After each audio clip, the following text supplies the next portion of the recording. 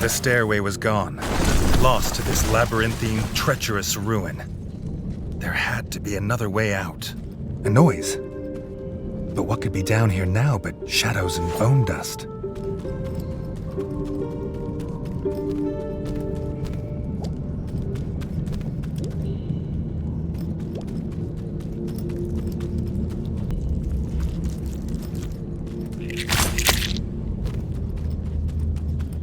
This was why the smith heard singing. The bard was here.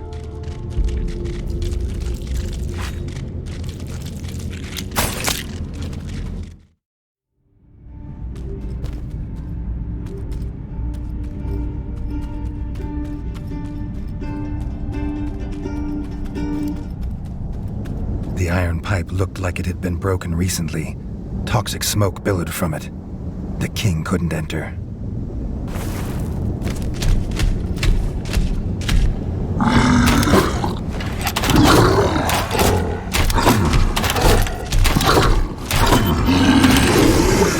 Undead.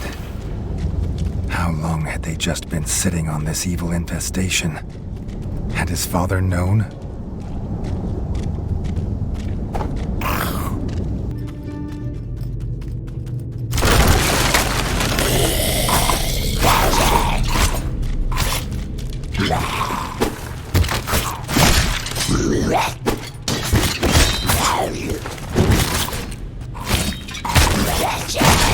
The king thought at first it was some strange clan of white rats, but no. They had been his own clan. When they had lived.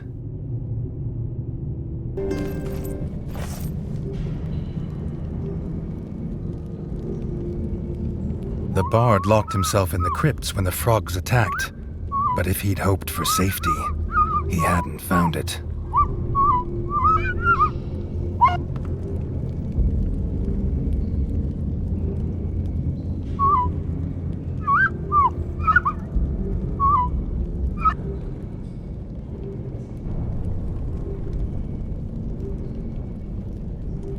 But the bard had found the old library and seen a book of blueprints there. He also thinks he's found a way out. The book wasn't just buried. The whole grand library was abandoned.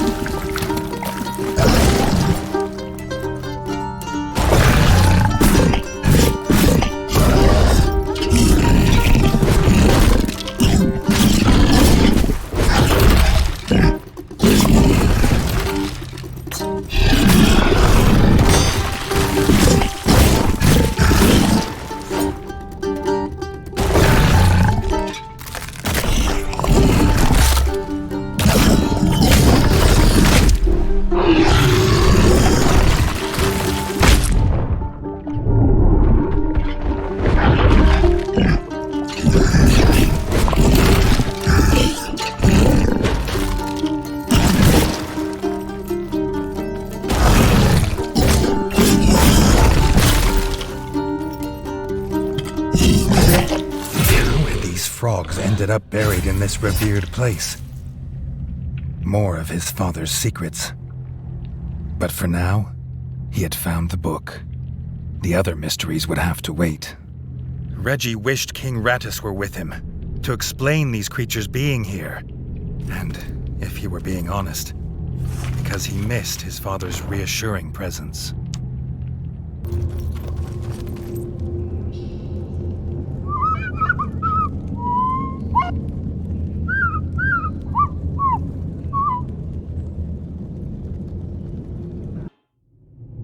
This room was strangely well preserved. The lack of rubble showed how bare it was, like something was missing. The statue was made from the finest quality marble. It felt unusual in this dark, dingy place.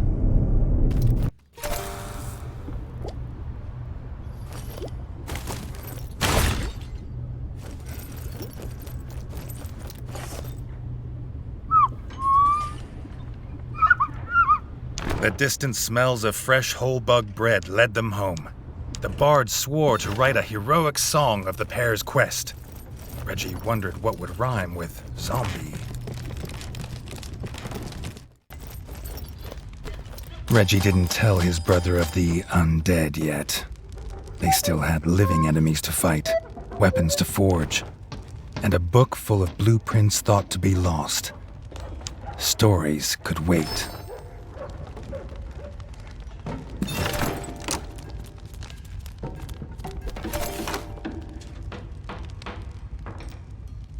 Though the kitchen and smithy were restored and improved, Reggie looked at his broken, gore-smeared throne room. No self-respecting king could rule from here. The costs, as usual, never went down.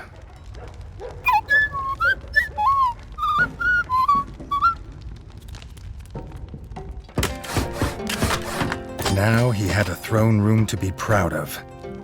Not like his father's. But he was his own king, doing things differently. Not hiding zombies in the crypt, for example.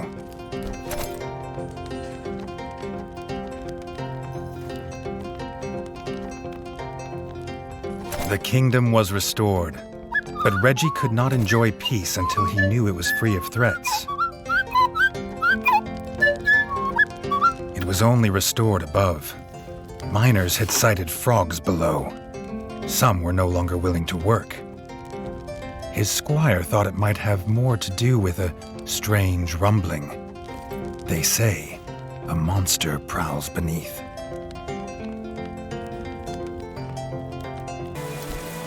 Dennis brought worrying news. The war chief and his band of pond scum had been sighted in the mine.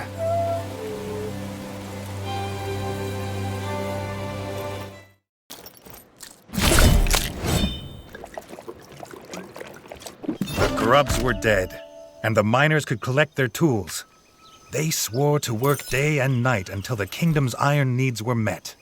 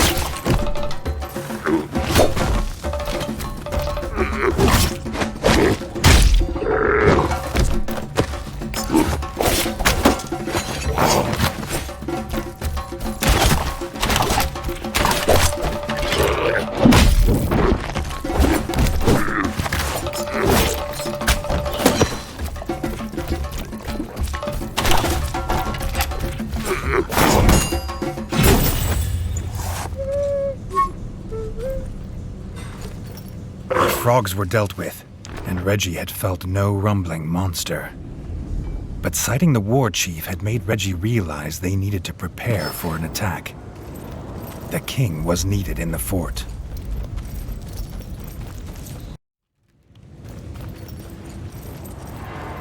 The bridge cracked under his weight. The darkness stretched endlessly below. But Reggie had a kingdom to fight for. He couldn't go back. So he had no choice but to go on. There had to be another way out.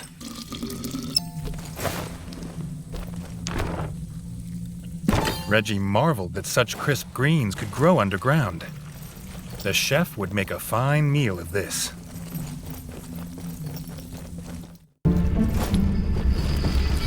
The deeper the king got, the older the mines looked, as if the rats had found the tunnels, not made them. But what could dig better than a rat? What was this device? What it was for and who put it here were a mystery. But one thing he could see plain enough. It was missing a piece. Maybe something so strange should have scared him. But it only made him want to know what would happen if he restored it. This looked like the piece the device needed. Now he could open the gate. He hoped.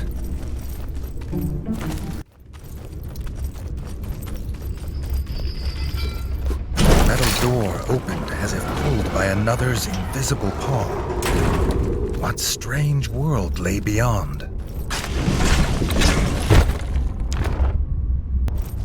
Whatever had lived here was long gone, and Reggie was glad. What kind of beast would live in a place made of such cold, hard metal?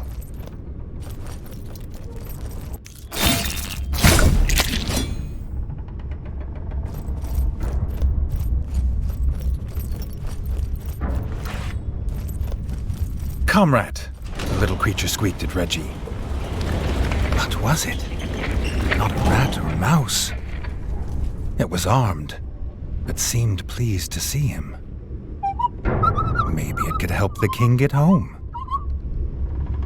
Having said that he was king, the creature explained that he was a mole and electrician of the great Bolshevik Republic. But little of this made sense to Reggie.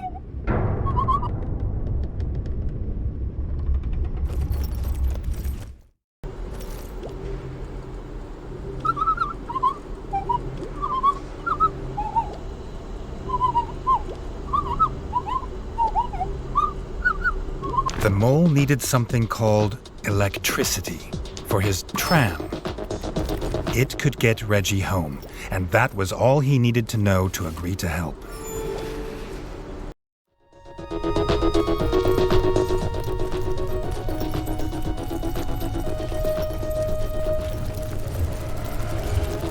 The switch that gave electricity must be beyond this room. But they'd have to get past the grub mother first. She was the one infesting the mines with her grublings.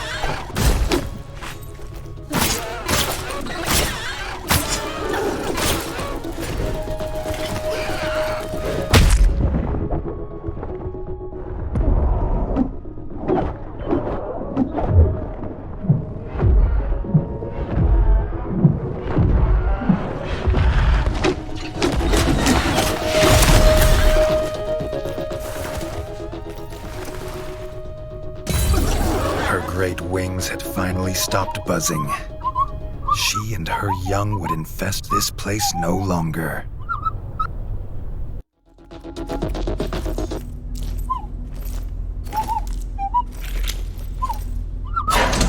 Now the electricity was back, the little mole would take them on his tram.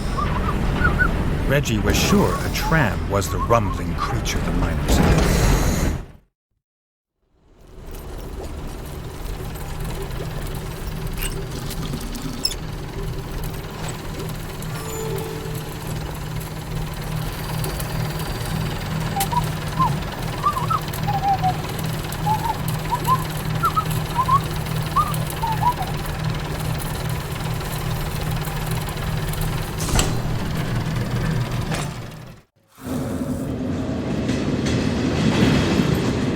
His new friend called it Station 24-7. It was kept alive with their electricity. Pipes funneled away the toxic gas, and there was strange music to put a wag in his tail. It was unlike anything Reggie had ever seen or dreamt possible.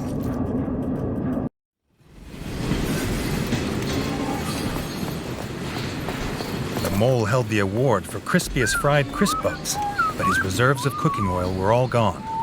Whatever was lurking in the old sector had him too scared to collect more.